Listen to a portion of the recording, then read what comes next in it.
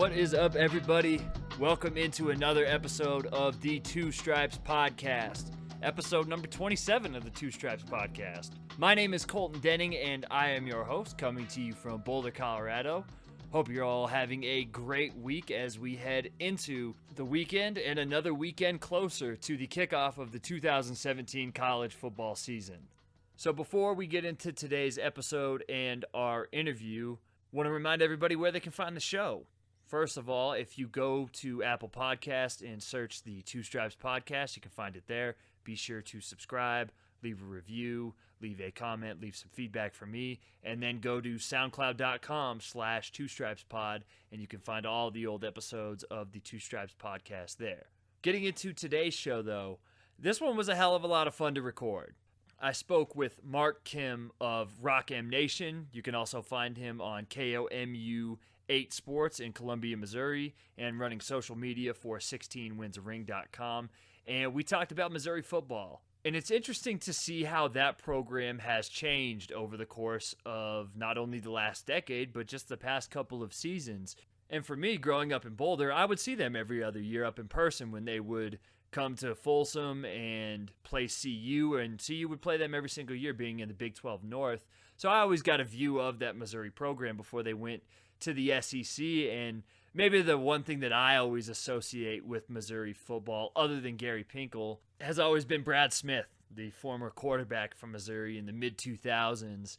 And he was an awesome player on field. You can go on YouTube and watch all of his highlights. But I got to be straight up honest, I still play NCAA 06 on PlayStation 2. And my absolute favorite team to play with is Missouri with Brad Smith at the helm. That's back in a time where most college teams, or most big college teams, weren't running those spread principles or a lot of the stuff that we see today. And even to extent, Mizzou wasn't doing a lot of that, or at least at the level they are now. But they still had some creative stuff. And if you put them in a playbook like 06 Bowling Green or Urban Meyer's playbook at Florida, they're absolutely devastating. And like Vince Young he's unfair in that game because he's Vince Young, but other than him, Brad Smith, for my money, is the most unstoppable player in that game. There's pretty much nothing he can't do. I know that my buddy and contributor to the Two Stripes Podcast, Denver Powell, knows the pain of seeing Brad Smith all too well in that game. So shout out to Brad Smith. That's my Missouri story. Getting into the discussion that I had with Mark Kim, it's interesting to see the dynamics of that program now that Gary Pinkel is no longer the head coach. Of course, you have Barry Odom, who was in his first year last season, and Missouri ended up going 4-8 and missed out on their second straight bowl game. And the strengths and weaknesses of that team compared to 2015 completely flipped. If you remember, in 2015, Missouri's offense was just absolutely dreadful, and they had a great defense. And last season, it all changed. The offense took a major step forward, and the defense really bottomed out. And it was kind of surprising, especially when you look at the defensive line and the heritage of great linemen that Missouri's had. You think back to guys like Sheldon Richardson, Alden Smith, Coney Ely, Michael Sam, and even Charles Harris last year, and he ended up being a first-round pick. But overall, the defense was a major disappointment. So it was interesting to get Mark's take on not only how that offense has taken a step forward, but how Missouri's looking to get their defense back on track and where they stand in the SEC East. So we talked a lot about those two things, talked about quarterback Drew Lock and Demarie Crockett forming a pretty formidable duo for that offense and taking another step forward from their seasons last year, and then chatted about what a successful season for Missouri would be. Before we ended the conversation, though, we went a little bit off topic. I know that Mark is a big hip-hop fan, as am I, so we had a quick discussion about the state of hip-hop and our favorite artists of all time, and I definitely dropped some hot takes about the current generation of artists. So if you're interested in hip-hop, let me know what you think about our discussion on our favorite artists. Enough of that, though. Let's get into the interview. Here is Mark Kim of Rock M Nation.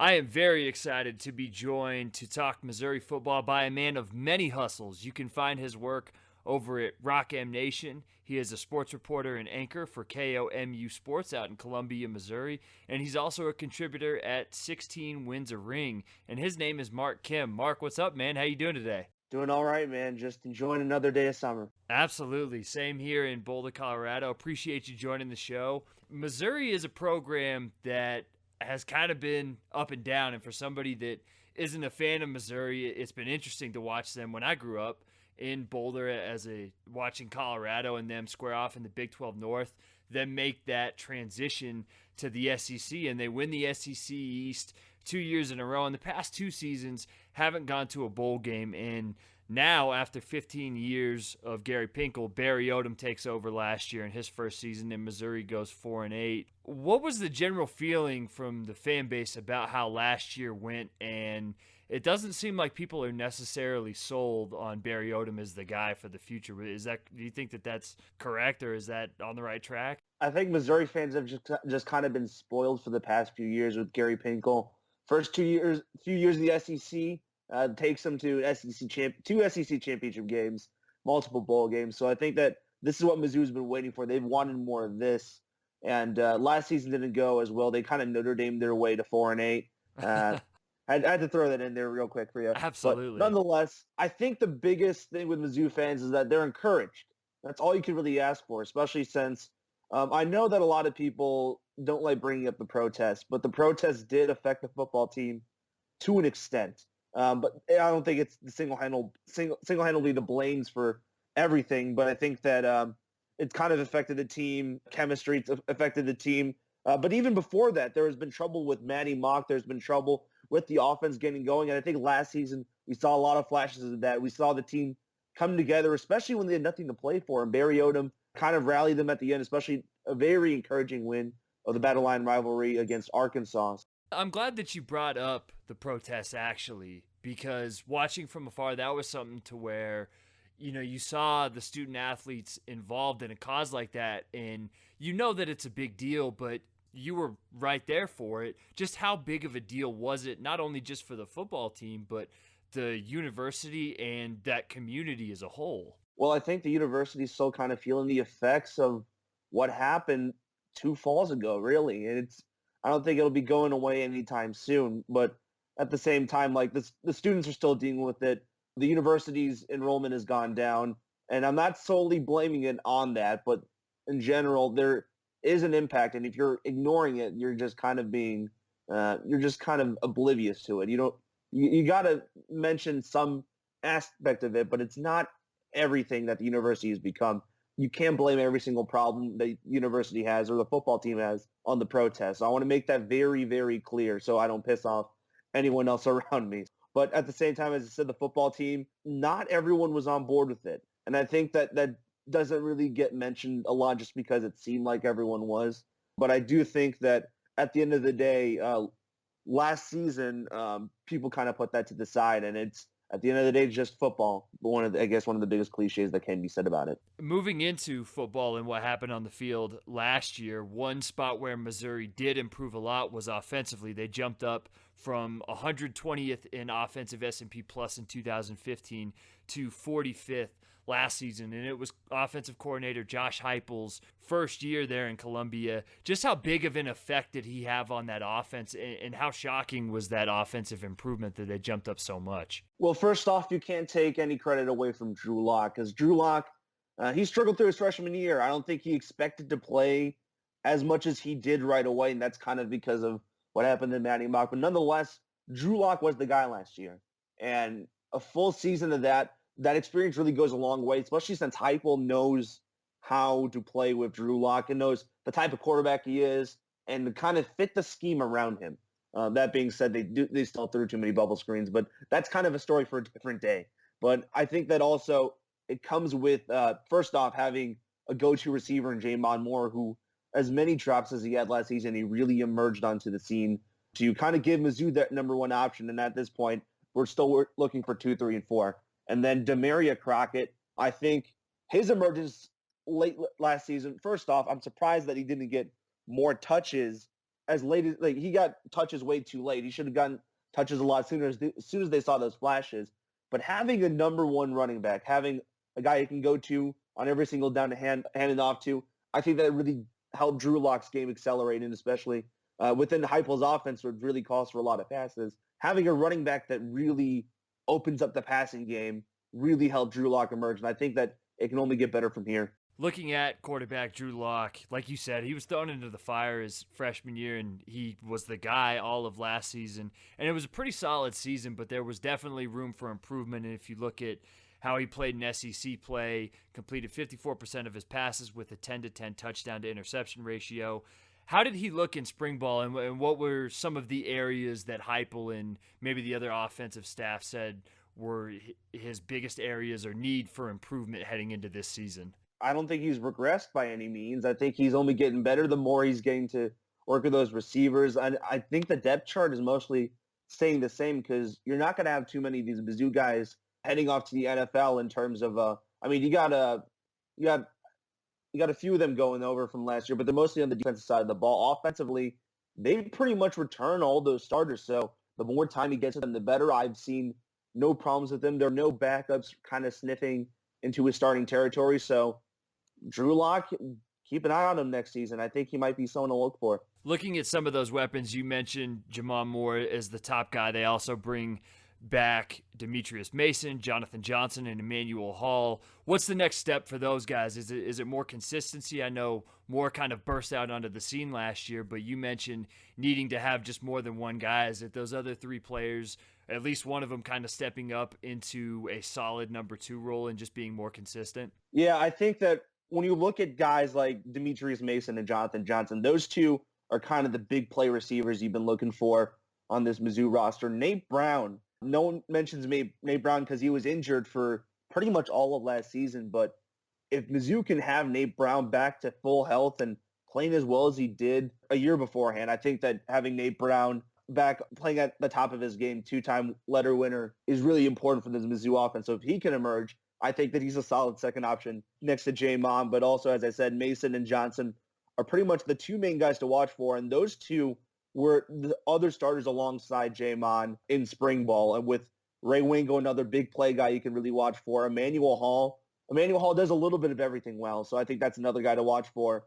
And then that's pretty much the big culprits you'll see kind of fighting for those 2 and 3 wide receiver spots starting alongside Moore. So be on the lookout for more consistency, especially from those deep play threats. So they're not usually because as I said, down and down, sometimes they may get lost in the fold. But when it comes to those deep balls, those guys really emerge well. So we just need a little more consistency from those guys. And as I said, if Nate Brown can come back at full health and play the way he was playing when he was healthy, I think that Mizzou's got not a bad receiving squad here next year. One of the things I really like in looking at Bill Connolly's advanced stats is freshman running backs and how oftentimes, even if they have a good season, their opportunity rate is low. They're not used to kind of hitting the creases that older experienced backs might see, and it kind of takes them a little longer to get used to the college game. But freshman Demarie Crockett goes over 1,000 yards rushing in the SEC, and he was able to put up some good numbers despite an offensive line that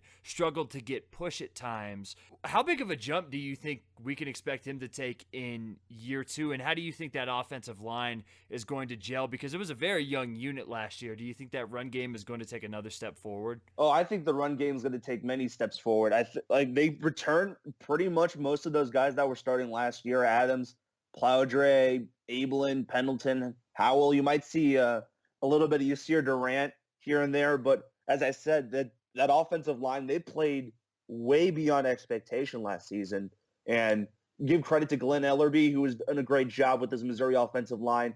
Give credit to how many different factors you would. Mizzou had zero expectations coming to the offensive line, and they blew everyone away in terms of how well they played. So I think that they're definitely going to step it up next season. And plus having a full season of Crockett, which I can't understate how important Demarie Crockett is to this offense. I thought he should have been all SEC freshman team, that type of stuff. I think that he should have been in the mix for one of the best running backs in the SEC. That being said, he didn't get enough touches. So a full season of Demarie will make a big difference for this Missouri offense. Now that they know They have their three big playmakers on offense. They know how they play. They've had some time to work it out together. The offensive line, as I said, has remained the same. So especially when it comes to that run game with the threat of Drew Lock throwing so deep with those big play receivers I've been talking about, I think Crockett's going to have a breakout year. So be on the lookout for him. It seems like one of the things in doing my research and looking at Rock M Nation and kind of getting a judge on how people viewed that offense, one of the biggest complaints was since the defense was so bad that the offense was going kind of at hyper tempo, especially compared to maybe what they've done in past years. And they had some 3-and-outs, and it put their defense in some less than advantageous positions. Is that something the coaching staff addressed this season? And to get back to that run game in the offensive line, even if they do play with a little that same tempo, do you think that the run game is going to be able to kind of ease away some of those concerns that maybe going 3-and-out a bunch last year gave to the defense? Well, I definitely think that they're going to hopefully slow it down, because all the offensive tempo really did last year is kind of quicker 3-and-outs sometimes. And that became problematic at a point where the defense just got gassed because the offense on the other team would take obviously even more less time. They'd be off the field, 3-and-out later, they're back on the field, that type of stuff. So I think that the tempo is something hopefully that will be, I like what they're going for, though. I just think that they can definitely slow it down a little bit. And I think that they don't just have Crockett. They also have Ish Witter, who every now and then broke out for a few plays. He's had a solid few years. I think that they're definitely going to keep him in use in this offense, because right now he's listed as a co-starter with Crockett, and I don't think that's going to change anytime soon. You might see a lot more Nate Strong here, a junior, 6 foot, 210 pounds, kind of a similar build to Crockett. So Mizzou has enough, those three backs that can kind of keep that tempo going in terms of the run game. And obviously Mizzou just has a big old rotation of receivers they can really pull from. So I like to see Mizzou keep up that high tempo, but not that high, if you know what I'm talking about. Getting into that defense, Missouri, basically they imploded last year, falling from 10th in defensive S&P Plus to 88th in 2016. What the hell happened to them? I think that there were a few factors that kind of came into it, where first off, that defensive line kind of went ghost. And it's not just because of the players, though. Charles Harris was obviously the big person to watch for. He didn't really have too great of a season. Obviously, still the first rounder, and the talent really speaks for itself. And I think that a lot of it came down to the defensive line coach, but that has since changed. Brooke Haley coming in to revamp that defensive line. That's also important for this Mizzou team. A lot of it was just a lot of drop-off in talent. They've had a lot of good players head off to the NFL, leaving them kind of depleted on the defensive side. So I think that was a big problem for this Mizzou team. The defensive coaching also didn't really do too well. And there's a reason why that Barry Odom is back to calling plays on defense. And that's because first off, when Barry Odom was coaching that defense 2 years ago when the protests happened, I guess that's kind of the year that's kind of my point of reference now on what that season was the protest season. But Barry Odom's defense that year was amazing. And I think that kind of going away from that was not the greatest decision. So now that Barry Odom's back coaching the defense, I think that things should improve at this point. But the question is if Missouri kind of has enough talent to keep that going. On that defensive line, you got a guy like Terry Beckner Jr., who's been injured the past couple of seasons, but he's back for his junior year. And Marcel Frazier is a player who's received a lot of buzz. He struggled basically throughout the whole season, but then the last 3 games of 2016 had 2.5 tackles for loss versus Vanderbilt, 1 versus Tennessee, and then 4 versus Arkansas. Is he and Beckner, are those two guys going to be kind of the linchpins of not only the defensive line, but of the defense as well? Absolutely. There's a reason why Mizzou has that D-line U reputation, and I think that obviously they're cranking out great defensive linemen. And Beckner Jr., in the flashes that he stayed out of trouble and stayed healthy, he's shown to be a big game changer on that defensive line.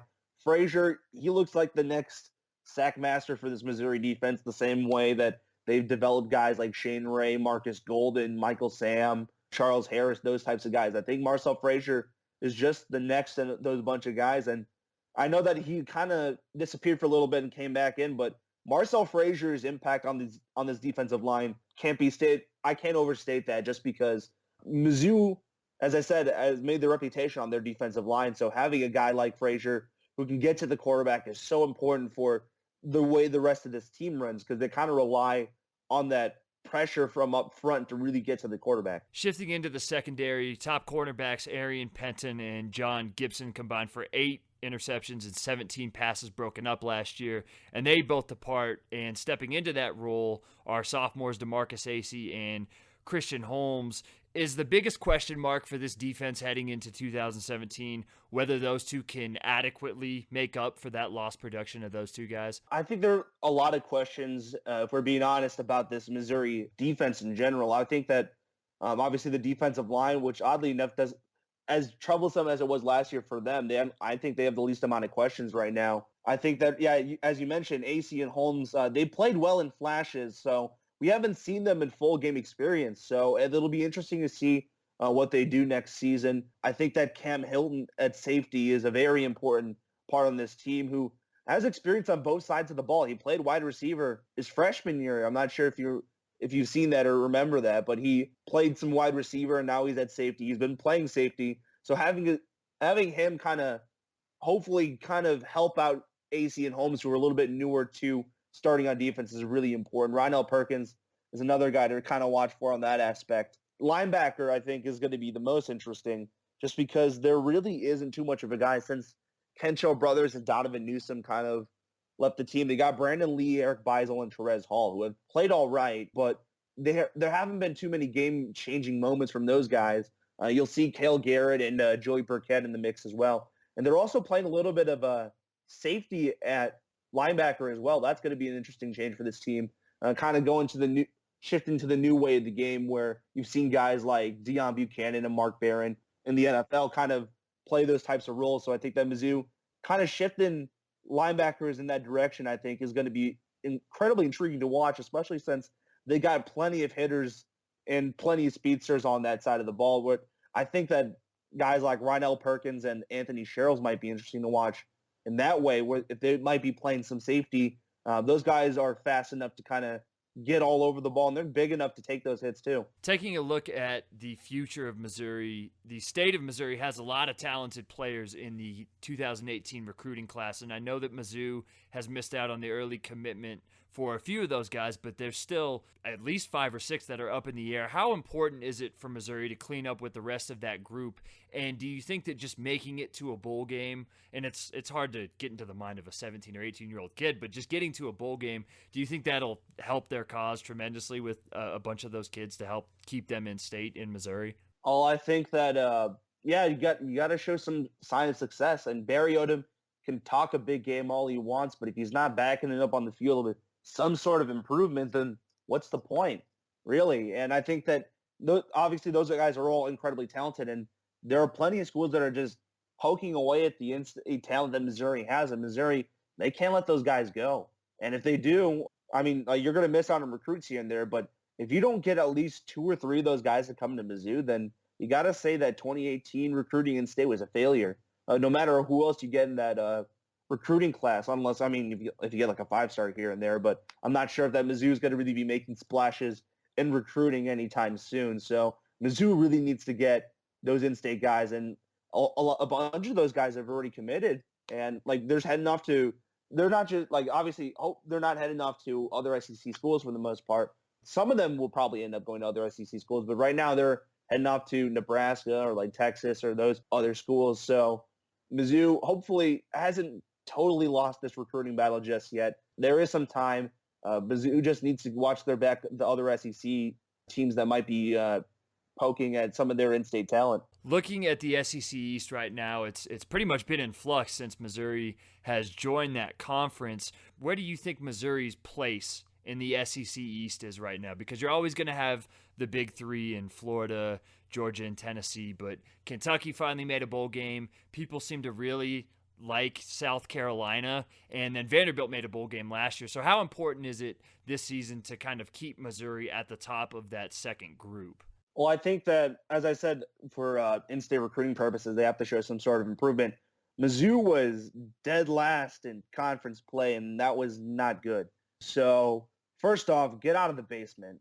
If you can reach the middle of the pack, that's all you could really ask for. As I said, 4-8, that's not great. Just ask the Fighting Irish. So hopefully if they can at least get in bowl game like 6 or 7, 7-6 type company, which it'll be tough. It'll be tough for this team to get there. But if they can get there, you can chalk the season up to a success just because Mizzou has been waiting for that type of action for a while. They need to show some sort of improvement. And obviously it's too early to kind of get the judge out on Barry Odom, but things won't be looking too good if Mizzou misses another bowl game at this point. Getting into 2017, what do you think a successful year for Missouri would be? I already kind of mentioned it, 7-6, 6-7.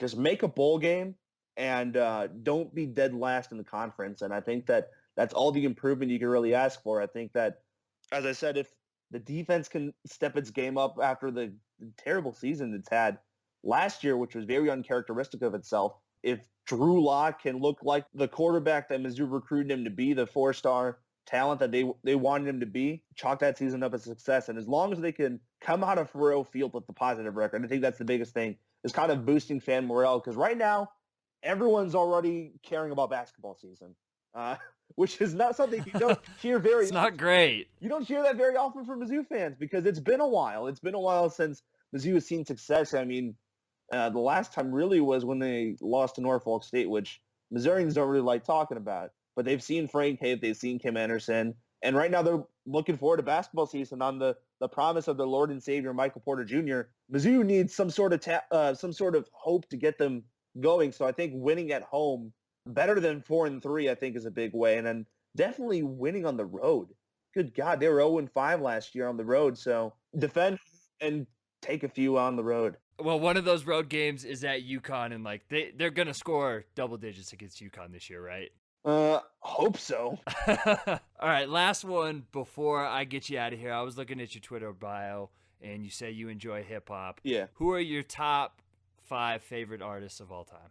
All time? Oh, man. All time. You got me in a tough place right now, and I think that in no particular order, I don't want to piss anyone off, but I got my 5 in a certain way. I think you got to get Biggie up there. Biggie's one of the all-time great wordsmiths out there. Kanye. Let me just ask you if you've ever heard a bad Kanye album, and I don't think you can say you have. I didn't like Yeezus. Yeezus is actually my favorite. I'm more of the old Kanye, but people still rock with Kanye, and I'm cool with it, but, where his music's gone, it's just not my thing. I don't think it's bad by any means, but yeah. I am much more of a fan of the old soul producer Kanye. I got you. You're the big college dropout, late registration types. Yeah, those are very good works, but I think that kind of when he went crazy is when he put out his best work, which you saw in My Beautiful Dark Twisted Fantasy and Yeezus. So that's just me, though. People don't agree with me here and there, but I enjoy that album a lot. At that point, Tribe, you got to put Tribe out there. Legends. Yeah, I mean, like, you've seen kind of the continuity they've had in the past few years. I think personally, I'd put Kendrick Lamar up there already. Not a bad album. Good Kid, Mad City was legendary. To Pimp a Butterfly was legendary. Oh man, damn, that was the name of the album. Damn, I got it mixed up there, but it was good. It was a very good album, so I think you got to put him up there. Nas has produced some consistent content here and there. I'm not too big on him, but you probably have to put him up there. I really can't think of a 5 right now. You put me in a tough spot here, my man. I think that's pretty good. I definitely have Biggie on there. Mine is like more well-defined, because I've had people ask me before, and like my 5, Cam is at 5. I'm a huge Dipset fan. Big L is at 4. He didn't have the mainstream success, died too early, but the 2 albums he did put out were lyrical, classic content. You can see a lot of guys followed up with that punchline rap, even up till this day. And then 3 is a mixture. The top 3 is just, it's too hard for me. It's a mixture of Nas, Biggie, and probably Tupac. And I would say Nas is my number 1. With some days it changes to Biggie, but the 3 legends up there. I can put Pac up there as well. So let's try something a little easier. How about right now? Who are your 5 right now? See, I'm probably going to catch shit for this. I hope anybody that likes hip-hop now, turns this off. I hope you enjoyed the episode and our talk on Missouri football. But, the guys now, not that they're bad. I don't really like Kendrick. I respect that he's the best lyricist in the game. but his music just doesn't really do anything for me. But it's good music, but it just doesn't, whatever that feeling is, I don't get it listening to his music. And I'm the same way with J. Cole, and I know a lot of people like him. And the other one is Chance the Rapper, and I'd be lying if I said I don't think Chance the Rapper makes good music. That's my hottest take I have, and I know a lot of people like him, but whatever it is that he does just does not resonate with me. So there isn't a lot of guys out right now that I really, really rock with. It's mostly just, some mumble rap. But even then, I can't really classify that as hip-hop or rap. It's just kind of a different genre. Well, everyone's got their takes on hip-hop then. You kind of classified yourself as an old school guy. When you bring it out Dipset, man, like, you really dig deep back, so I respect you on that. Yeah, that's like the amount of Jim Jones I listen to, and Cam, and Hell Rell, and Joel Santana, it's unhealthy. And, like, I got the shirts, it's bad. But if you want to catch any of Mark's takes on hip-hop, Missouri sports in general, NBA, all that good stuff, please be sure to do so by going on Twitter and following him at @MarkJKim_. Find all of his work at RockM Nation and also at KOMU8 Sports in Columbia, Missouri, and at 16winsaring.com. Mark, thanks for joining the show, man. I appreciate it. I'm glad we could talk Missouri football and have some hip-hop discussion in there as well. No problem. I'm always down for a good conversation about any of those things, so just chat with me if you guys can find me. So thanks for talking to me, Colton.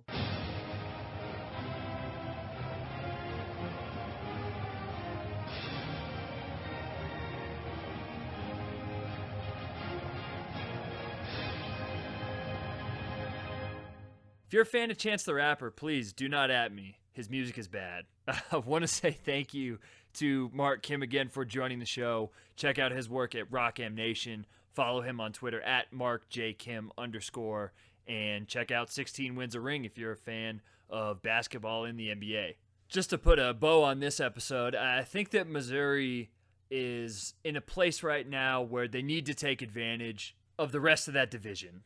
Georgia has the talent, but I don't think that they're at where they're going to be in the next couple of seasons, given the way that they're recruiting right now. And Tennessee is probably going to take a step back, and Florida, you never know. And I think that that's clearly the top group right there. And then Missouri, like we talked about, is going to be fighting with Vanderbilt, South Carolina, and Kentucky to be that next team on the rung right now. And if you're the fourth best team in that division, you're going to make a bowl. And I think you have maybe not a great shot at surpassing one of those top three teams this year, but I think it's at least possible. And if Missouri's offense takes another step forward, Drew Lock is a little bit more inconsistent, doesn't give up the ball as much in SEC play, they're going to be able to score on teams. And defensively, if they're just not a tire fire, if they get decent defensive play, if those young cornerbacks step up, and then if guys like Marcel Frazier and Terry Beckner are able to create some havoc up front, then I think that they'll be just good enough. And I would be pretty surprised if they didn't make a bowl game this season, just based off of their non-conference schedule, which is Missouri State, Purdue, Idaho, and then UConn. They're a team that can win 2 games in SEC play, I think, and be able to reach a bowl. And I think that would be a good stepping stone for them heading into 2018 and help with that recruiting momentum that they need with some of those in-state kids in this next year's class. That's it for this show, though. I will be back next week talking Oregon. I know I said it on the Vanderbilt episode, but this interview was one that we had to postpone, and luckily Mark was kind enough to reschedule, and we figured out a time and we're able to record this. So Oregon is going to be next week, so be on the lookout for that, and make sure to search the Two Stripes podcast on Apple Podcasts. You can find that episode and all the other episodes of the show there, and go to soundcloud.com/twostripespod, and you can find everything there as well. You don't have any excuses not to find the show. If you like it, please listen to it. Tell your friends about it. Tell me about it. Tell me what you like. Tell me what you don't like. All the feedback helps, and ultimately, I appreciate you just taking the time to listen to the show. So thank you. Until Monday, though, I'm out of here. I hope you guys all have a great rest of your week. Have a great weekend. I will catch you on Monday. My name is Colton Denning, and this is the Two Stripes Podcast.